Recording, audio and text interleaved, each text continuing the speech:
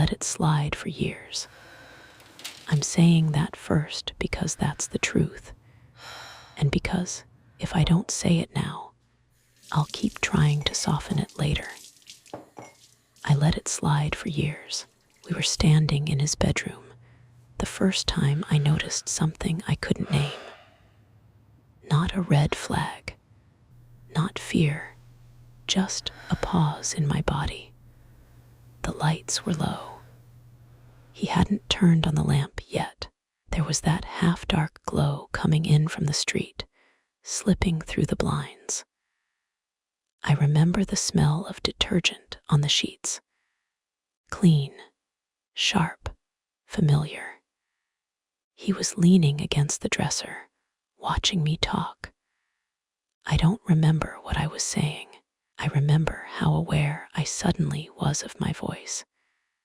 Have you ever noticed yourself adjusting mid-sentence, lowering your tone without meaning to, slowing down because someone is listening too closely?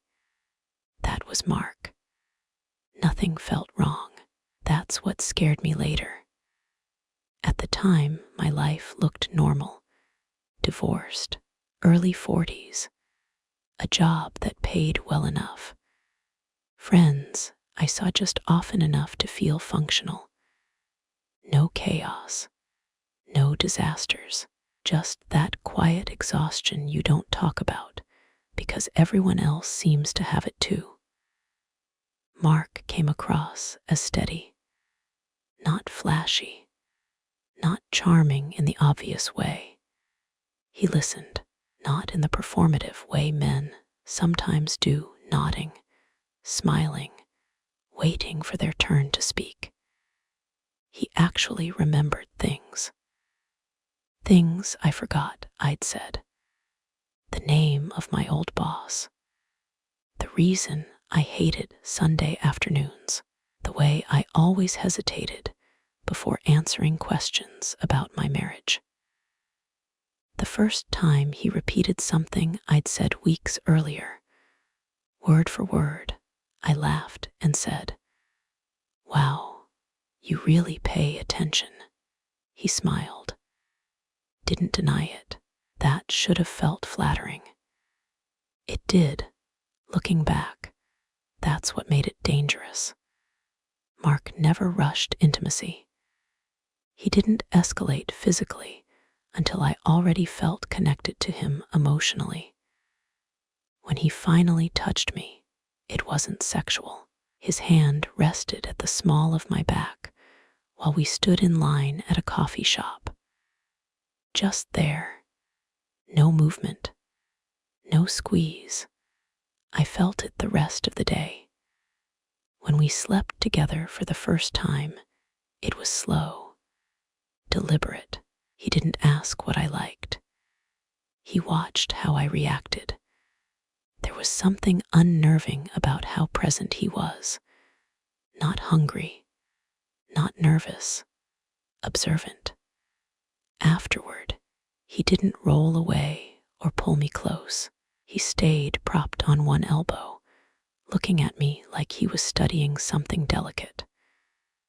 I remember thinking, I feel seen. And then, a second later, I feel exposed. I didn't say either thought out loud. I let it slide. The relationship settled into something that felt easy. No drama, no fighting, no emotional messes. He never raised his voice, never accused me of anything. When I talked about work, he asked questions that made me rethink my own reactions. When I talked about friends, he listened, then tilted his head slightly and said things like, "That sounds exhausting," or "I just want you to protect your energy." He never told me to stop seeing anyone. He didn't have to. I started doing the math on my own. Sex didn't disappear. It changed.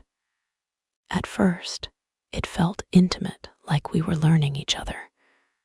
But slowly, It became responsive instead of shared. When things were smooth between us, he was warm, attentive, present. When I pushed back, even gently, something shifted. Not coldness, absence. He'd still touch me, still sleep next to me, but the warmth wasn't there. There was a night early on that I still think about. We disagreed about something small, a plan for the weekend.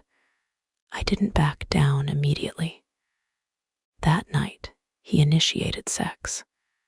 Slow, intentional.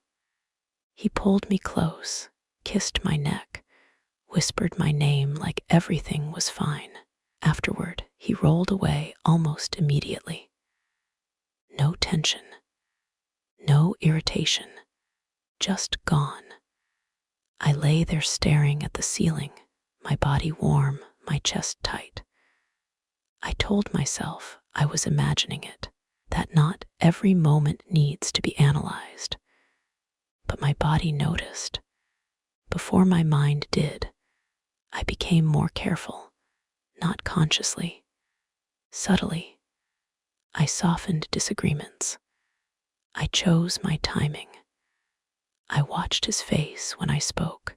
He never asked me to change. He never criticized me directly. He'd just say things like, "I love how thoughtful you are," or "You're so much easier to be with when you're relaxed." Sex followed those moments. Warmth followed alignment. When I was tired or distant or distracted, intimacy faded. Not punished, just unavailable. I didn't connect it as control. I connected it as intimacy. This is what being attuned looks like, I told myself. This is what adults do. Months passed. Then years. I stopped bringing things up because the emotional temperature afterward wasn't worth it. I stopped expressing needs because I didn't want to feel like I was asking for something fragile. There were nights he touched me without affection. No tenderness, just contact. And afterward, I'd lie awake, wide-eyed, feeling emptier than I had when I was alone. I didn't leave because nothing was wrong. One night, lying in the dark, he said quietly, "You've changed." No accusation, no emotion, just a statement. My chest tightened, not because I disagreed, because I didn't know what answer would keep things okay. That was the moment something cracked. I wasn't sharing intimacy anymore. I was maintaining access to it. That thought didn't feel real when it first crossed my mind. I dismissed it, but it stayed after we ended, and it wasn't dramatic, just slow and quiet. I noticed what remained. The way I still paused before speaking. The way I measured my tone. The way my body waited for warmth that wasn't coming. Sometimes I'd wake up alone in my bed and feel relief, followed immediately by something colder. The fear wasn't about Mark. It was realizing how easily desire can feel like connection, how control can feel like being chosen, how you can disappear slowly, quietly, without anything ever feeling wrong enough to leave. I let it slide for years, and that's the part that still keeps me awake.